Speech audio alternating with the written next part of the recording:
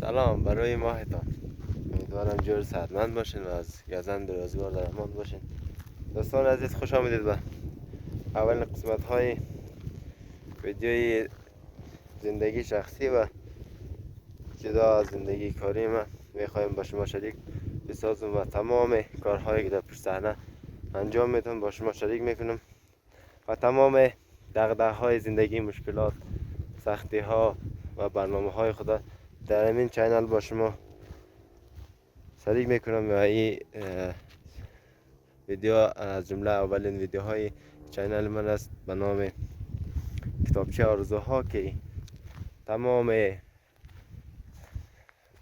برنامه ها و تمام هدف هایی که دارم در اینجا، گل هایی که برای خود سید میکنم با شما شریک میکنم. و همچنان طبیعت زیبای روستای پنجاب یکی از بهترین جاها و زادگاه من است که در حدود تقریبا 1 سال شده که در همینجا مصروف هستم و با وجود سختی های مشکلات زندگی و کاری یکی از بهترین خاطره های من در پنجاب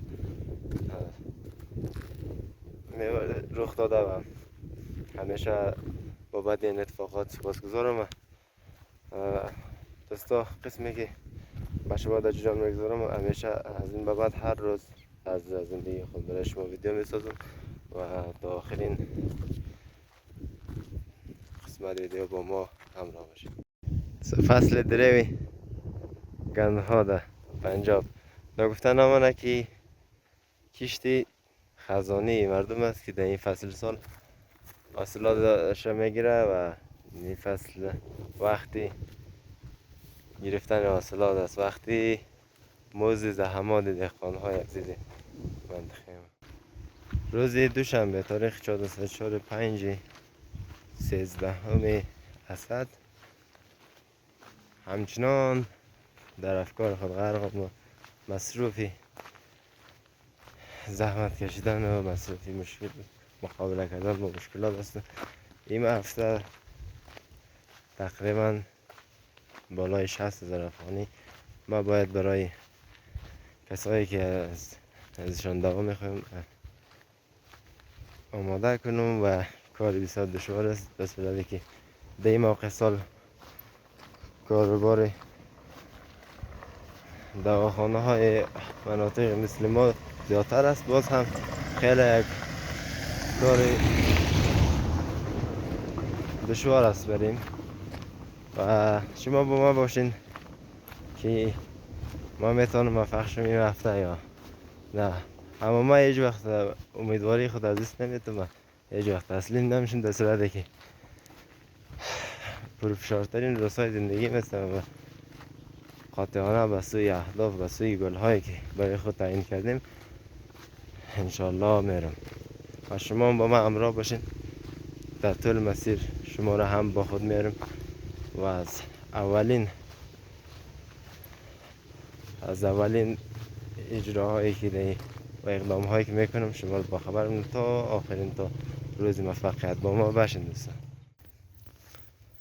سه شنبه 14 ماه اسد سال 1404. بله من باسم اینجا پنجاب هستم. حال هوای من امروز چطور است دوستان عزیز؟ امروز یکی از بدترین خبرهای عمرم را شنیدم. دوستی عزیزم رسول به رحمت خداوند رفت، کسی که زیادترین کوشش کردم دوستا تا در همینجا پنجاب نتیجه بده و همون مدتم به احتمال زیاد مشکوک به بیماری که تشخیص خود داشت و اینجا هم خیلی کوشش کردم ولی امروز با کمال بسیار تاسف دوست خود از دست دادیم. 4 وقتی که در محل کارم بودم، در دواخانه بودم، خانمش آمد گفته رسول چقدر شما باقی است، ما خلاص کنم که عمر خدا به شما بخشید و گردنش بسته نمانه. چقدر مردم صادق و چقدر ما مردمی که با وفا هستیم، که با وفای خود عمل میکنیم و واقعا خیلی جای تأسف است. جوان بسیار کاکا و زنهای خود از دست دادیم در سین کم، در سین بهترین ایامی که وقت زحمت و وقتی کوشش و خوبی بود، ولی با تأسف از پیش ما رفت. و همچنان ما با همی ذهن خسته و ذهن مغشوش خودم به سوی هدف در حال حرکت هستم. امروز روزی چهارمه که کوشش میکنم در حدود توانستم یک مقداری برای معامله‌ای که در روز پنجشنبه قرار است انجام بدم جمع آوری کنم و یکی از سخت‌ترین روزهای زندگی است، ولی خواستم این را به شما شریک کنم و همچنان با ما باشید.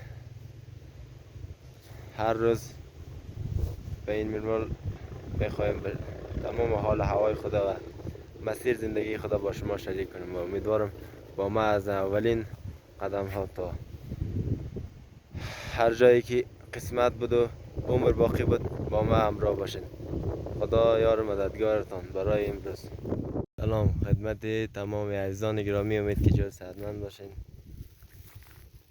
امروز روز پنجشنبه تاریخ 16 یا 17 اسد خواستم یک برز رسانی بدم که امروز بالاخره موفق شدم که معامله صورت گرفت و برای چند وقت قسمتی از کارم را حل میکنه و خیلی خوشحال هستم که همه روزهایی که مصروف کوشش کردن و مصروف زحمت کشیدن برای امروز بودم چنین نتیجه داده و انشالله همیشه در تمام عرصه ها، در تمام خواستهایی که دارم انشالله برسم و یک خواهش از شما دارم که همیشه با ما باشید و همیشه ویدیوهای ما را ببینید، دنبال کنید تا با هم بریم به سوی اهدافمان و همه من یک برنامه ای که برای خود میسازیم و یک هدفی که تعیین میکنیم متقاطعانه و بسیار با انرژی و خستگی ناپذیر به سوی هدف حرکت کنیم و ممنون از اینکه با ما بودین. دیگه زنده و سلامت باشین تا هفته دیگه. خدا یار نگهدارتان. خداحافظ و خیر باشین.